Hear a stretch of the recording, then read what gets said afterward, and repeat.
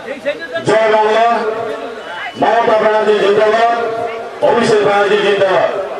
আজকে ভারতবর্ষের বিজেপি সরকার এবং আসামের বিজেপি সরকারের বাঙালি হেনস্থার প্রতিবাদে ভালোবাসা, অভিনন্দন, শ্রদ্ধা জানিয়ে আমি কয়েকটি কথা বলি। বন্ধুগণ, আজকে একের পর এক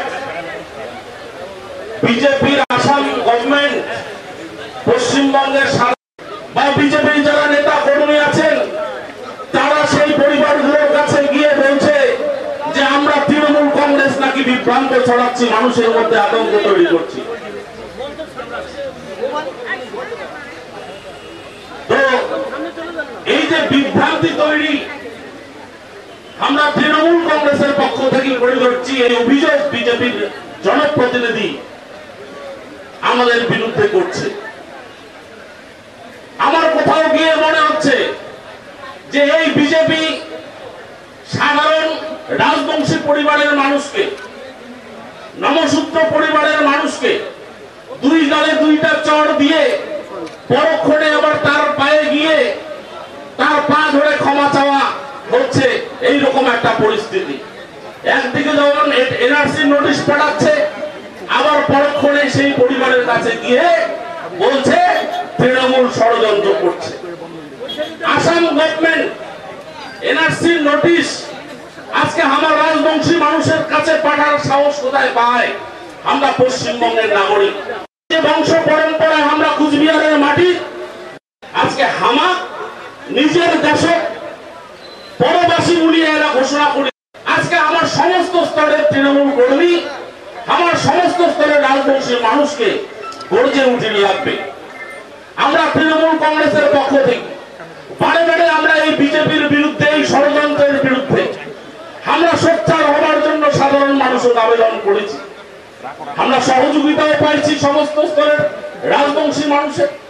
এতদিন রাজবংশীর মধ্যে সীমাবদ্ধ ছিল, আজ হঠাৎ করে আমার মাথাভাঙা 2 নং ব্লকে নমশূদ্র পরিবারের একজন মানুষ, বয়স্ক মানুষ, আজকে ওনাকেও এনআরসি নোটিশ আসামের বিজেপি সরকার পাঠাইছে। মুখ্যমন্ত্রী হেমন্ত বিশ্ব শর্মা কয়েকদিন আগে বললেন, যারা বাংলা মাতৃভাষা আগামী দিনে আদমশুমারিতে অসমে লিখবে তাদেরকে সহজেই বিদেশি বলে খুঁজতে তাদের সুবিধা হবে, বাংলাদেশি বলতে তাদের সুবিধা হবে। আমরা ধিক্কার জানাই অসমের মুখ্যমন্ত্রীকে এ ধরনের বক্তব্য দেওয়ার জন্য। বাংলা আমাদের মাতৃভাষা, মায়ের ভাষা। শ্রীরামপুর গেট, 2টো গেট বন্ধ করে দেওয়া হোক। কারণ আমরা জানি আসামের ভারতবর্ষের সাথে যদি যোগাযোগ রাখতে হয় তাহলে কুচবিহার জেলার শ্রীরামপুর গেট আর জোড়াই গেট, এই 2 রাস্তা দিয়ে তাদের যাওয়া আসা করতে হবে। সুতরাং রাজ্য নেতৃত্বের সাথে কথা বলে অনুমোদন নিয়ে এই কাজটা করুক। এবং আরেকটা জিনিস, আজকে একটা মিটিং ডাকা হলো, আপনারা আসলেন, কালকে থেকে বোধবানা করে রয়ে গেলেন, এটা কিন্তু হবে না। প্রত্যেকটা বুথ স্তর পর্যন্ত যারা কর্মী আছেন, নেতৃত্ব আছেন, পঞ্চায়েত আছে, প্রধান আছেন, তারা বুথ স্তর পর্যন্ত বসে বসে খুলি বৈঠক করে মানুষকে বিজেপির আসল চরিত্রটা, আসল রূপটা তুলে ধরার চেষ্টা করুন। 26-এর নির্বাচন অত্যন্ত গুরুত্বপূর্ণ নির্বাচন।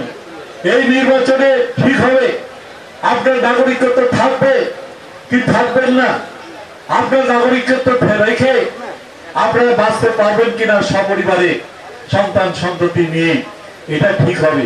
সুতরাং অত্যন্ত গুরুত্বপূর্ণ নির্বাচন। এই নির্বাচনের বুথ স্তর থেকে সংগঠনকে শক্তিশালী করে মমতা ব্যানার্জির পাশে দাঁড়িয়ে এই বিজেপি, সাম্প্রদায়িক বিজেপি যারা দেশকে ভাঙতে চায়, যারা সাম্প্রদায়িক দাঙ্গা লাগাতে চায়, মানুষের বিভেদ তৈরি করে ক্ষমতা দখল করতে চায়, তাদের ছুঁড়ে ফেলে দিতে হবে তিস্তা নদীর জলে, এই কালজানি নদীর জলে, ব্রহ্মপুত্রের জলে, এ পাশে গঙ্গাধরের জলে, সংঘর্ষের জলে। এইটুকু কথা বলে সবাইকে ধন্যবাদ জানিয়ে আমার বক্তব্য শেষ করছি। ভালো থাকবেন, সুস্থ থাকবেন, মমতা ব্যানার্জির লড়াইয়ে সামিল হবেন। ধন্যবাদ। উত্তর দেওয়ার ক্ষমতা পার্লামেন্টের সরকার পক্ষের মন্ত্রীদের নেই, তাই আমাদের ভারতবর্ষের প্রধানমন্ত্রী পালিয়ে পালিয়ে বেড়াচ্ছেন। আজকে অমুক জায়গায় শুনলে অবাক হবে, আমাদের ভারতবর্ষের প্রধানমন্ত্রী, আরে আমাদের ভারতবর্ষের প্রধানমন্ত্রী যাবে যে দেশে যেখানে ভারতবর্ষের চেয়ে উন্নত দেশ যার সঙ্গে চুক্তি করবে, কিন্তু তিনি মালয়েশিয়া যাচ্ছেন, এমন সব দেশে যাচ্ছেন যেখানকার দেশের অর্থনৈতিক অবস্থা একেবারে ভঙ্গ, সেই জায়গায় যাচ্ছে। কেন কেন কিসের জন্য যাচ্ছেন? ভারতবর্ষের মানুষের ট্যাক্সের টাকা খরচ করে চার্টার বিমানে চড়ে 8,500 কোটি টাকার বিমানে চড়ে তিনি এদিক ওদিক ঘুরে বেড়াচ্ছেন, আর পার্লামেন্টে দাঁড়িয়ে প্রশ্ন জবাব দেওয়ার মতো সাহস সেই বিজেপির প্রধানমন্ত্রীর নেই। এখানে যারা উপস্থিত আছেন, আমরা পশ্চিমবঙ্গে এনআরসি হতে দেব না, বিধানসভায় আমরা এই প্রস্তাব পাশ করেছি। যতদিন তৃণমূল কংগ্রেস আছে পশ্চিমবঙ্গে এনআরসি আমরা হতে দেব না। আমি কুচবিহার জেলা পুলিশকে বলবো যে আসাম সরকার যদি কোনো নোটিশ পাঠায়, সেই নোটিশ রিডাইরেক্ট করে আসামে পাঠায় দিবেন। কোন কুচবিহার জেলার মানুষের হাতে, কোন কুচবিহার জেলার মানুষের বাড়িতে সেই নোটিশ যেন না যায়। আসাম সরকারের দাবিদারি করার জন্য পশ্চিমবঙ্গের পুলিশ আপনাদের পশ্চিমবঙ্গ সরকার নিয়োগ করেনি, আসাম সরকার বলছে। আমাদের কুচবিহার পুলিশকে বলবো কোন নোটিশ যাতে কোন কুচবিহারের মানুষ কি জলপাইগুড়ির মানুষ কোন মানুষের বাড়িতে যেন আসাম সরকারের কোন নোটিশ না। আপনারা দেখছেন সবচেয়ে বিপদ আমাদের সামনে। বিহারে অলরেডি এসআইআর শেষ হয়ে গেছে, 70 লক্ষের বেশি নাম বাদ পড়েছে। তারা ভিত্তি বর্ষ ধরেছে 2000 সাল। এখানে যারা অনেক মানুষ আছেন, যারা ওপার বাংলা থেকে আছেন, ওপার বাংলা থেকে নমসূত্র, ওপার বাংলা থেকে মতুয়া, ওপার বাংলা থেকে যারা অন্যান্য সম্প্রদায়ের মানুষরা আসছে, তারা মনে মনে ভাবেন যে বিজেপি আমার আপন দল, বিজেপি হিন্দুর জন্য অনেক কিছু করবে, বিজেপিকে ঠাসি ভোট দেয়। বিপদটা সেখানে। আজকে যারা এনআরসি নোটিশ পেয়েছে তারা একজন মুসলমান নয়, প্রত্যেকে হিন্দু মানুষ। অথচ এই বিজেপির নেতারা শুধুমাত্র হিন্দু মুসলমান করে গোটা বাংলার মানুষকে বিভ্রান্ত করছে। আজকে যদি পশ্চিমবঙ্গে এসআইআর শুরু হয়, যেটা অক্টোবর নভেম্বরের দিকে করার কথা বলছে, তাহলে 2000 সাল পর্যন্ত যাদের ভোটার তালিকায় নাম আছে তাদের কোনো কাগজপত্র দিতে হবে না।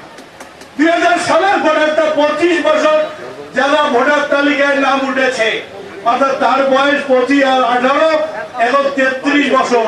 33 বছর বয়স পর্যন্ত যারা ভোটার হয়ে আছেন, যাদের বয়স 33, তাদের প্রত্যেককে ভোটার তালিকায় হিয়ারিং এর জন্য বিডিও অফিসে যেতে হবে। আপনাদের কাগজ দেখাতে হবে, আপনার জন্ম সার্টিফিকেট, আপনার বাবা মায়ের জন্ম সার্টিফিকেট আপনাকে দেখাতে হবে।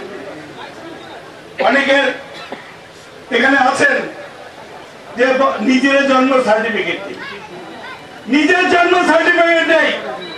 আমাদের ভারতবর্ষের প্রধানমন্ত্রীকে আরটিআই করে জিজ্ঞেস করা হয়েছে যে ভারতবর্ষের প্রধানমন্ত্রী যিনি যে নাগরিক ভারতবর্ষের, তার কি কি ডকুমেন্টস আছে। প্রধানমন্ত্রীর দপ্তর থেকে জানিয়েছেন তিনি জন্মসূত্রে ভারতবর্ষের নাগরিক।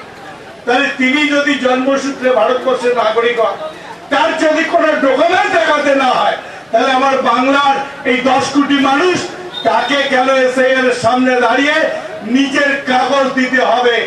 আমরা বাংলার মানুষকে বলবো আমরা এসআইআর মানবো না, কোনো কাগজ দেখাবো না। দরকার হলে নির্বাচন কমিশনের দপ্তর ঘেরাও করে